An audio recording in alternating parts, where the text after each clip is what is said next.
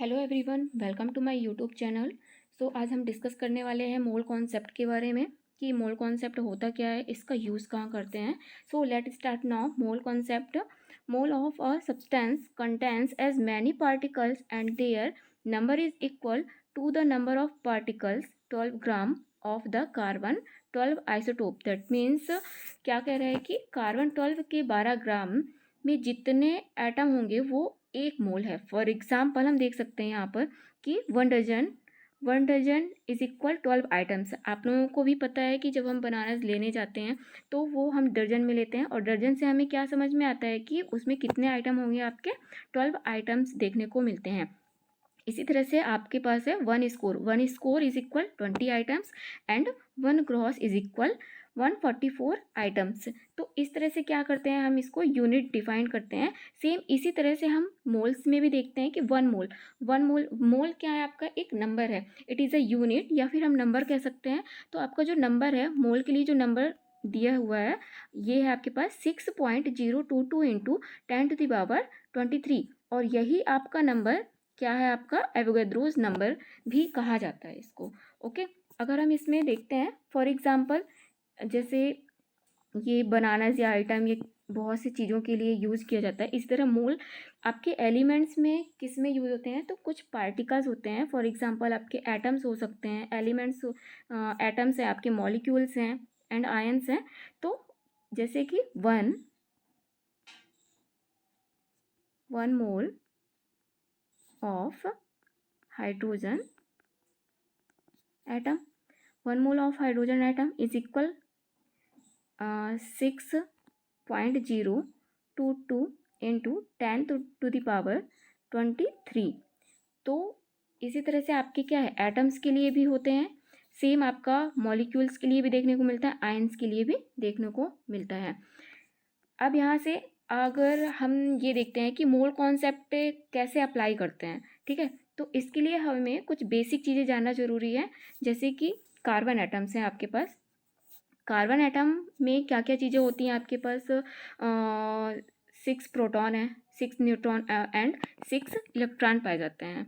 ठीक है, तो अगर यहाँ पे बोला जाए कि एक एटम का मास कितना होगा, तो एक एटम का मास कितना होगा, तो यहाँ पर हम क्या प्रोटॉन, न्यूट्रॉन और इलेक्ट्रॉन, इन तीनों को हम ले सकते हैं मास में? तो ऐसा नहीं है, इन तीनों को नहीं लिया जा सकता है, जस्ट बिकॉज यहाँ पे जो मास है प्रोटॉन एंड न्यूट्रॉन का तो लगभग सेम ही होता है। 1.67 इंटू 10⁻24 ग्राम होता है। एंड इसी तरह से आपका मास ऑफ न्यूट्रॉन का भी सेम, लगभग थोड़ा सा ज़्यादा होता है लेकिन लगभग सेम ही पाया जाता है। तो 1.67 इंटू 10⁻24 ग्राम माना जाता है। ओके, लेकिन यहाँ पे आपका जो न्यूट्रॉन का मास दिया हुआ है, न्यूट्रॉन का मास आपका 9.1 इंटू 10⁻31 kg, जो कि एक बहुत ही छोटा होता है कंपेयर टू प्रोटॉन के मास और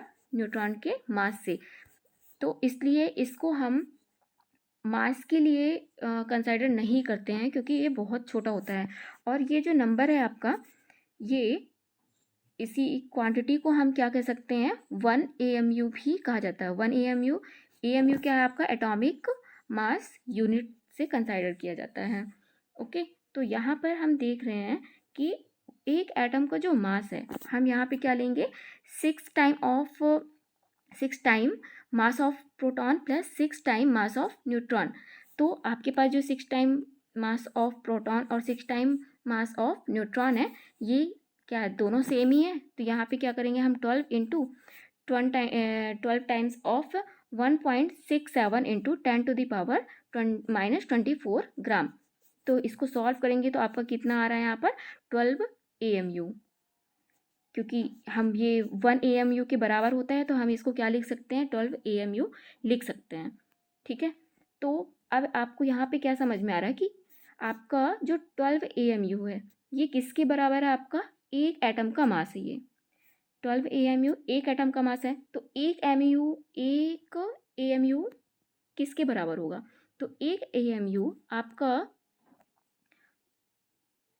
1/12 of mass of 1 carbon of sorry 1 AMU is equal 1/12 of mass of 1 atom of carbon हो जाएगा।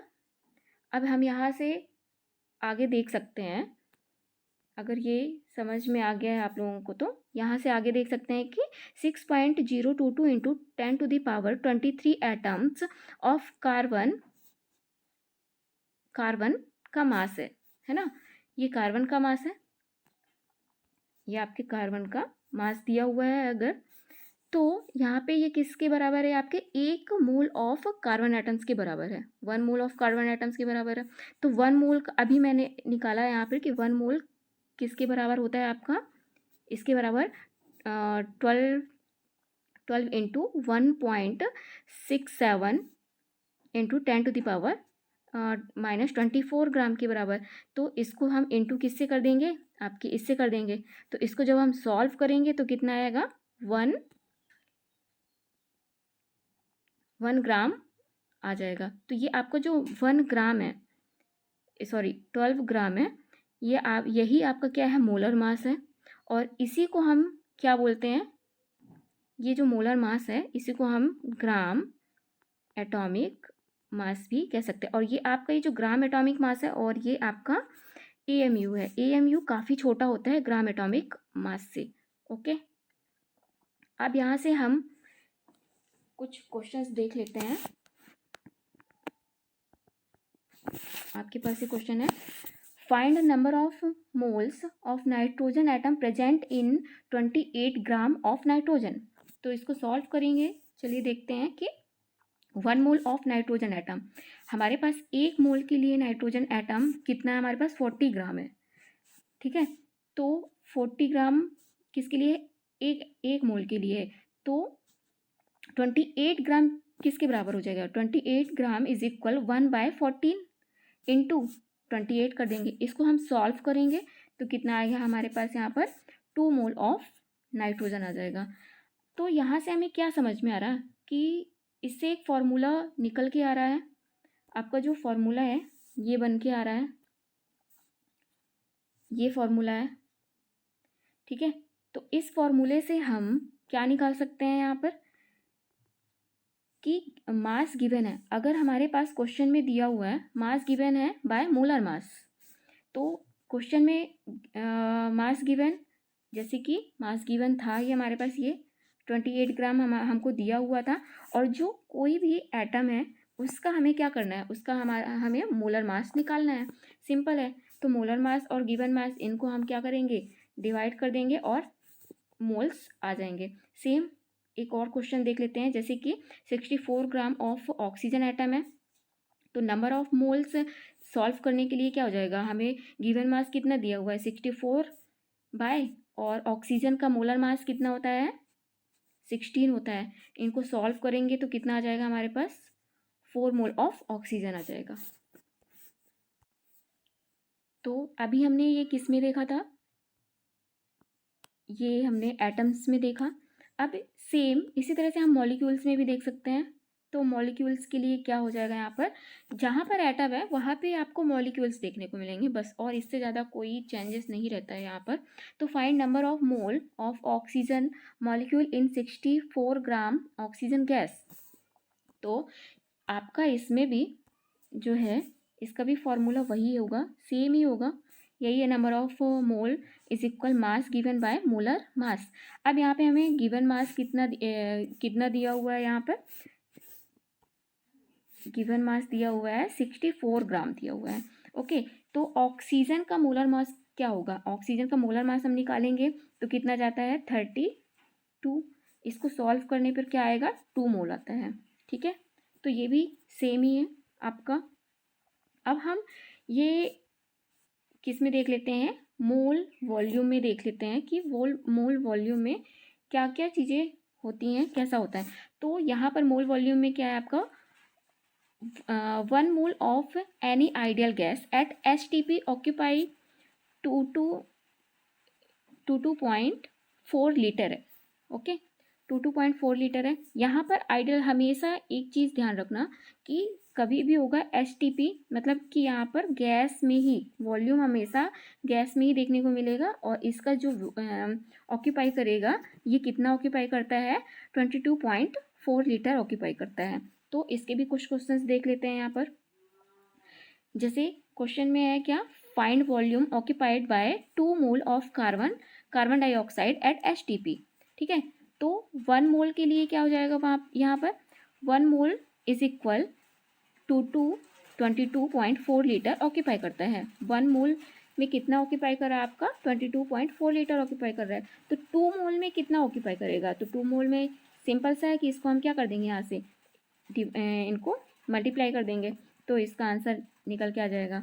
इसका भी फॉर्मूला बन जाता है आपके पास। फॉर्मूला क्या है यहाँ पर, ये आपको देखने को मिल रहा है, क्या है, number of moles is equal volume by molar, sorry यहाँ पर मास नहीं होगा आपका, यहाँ पर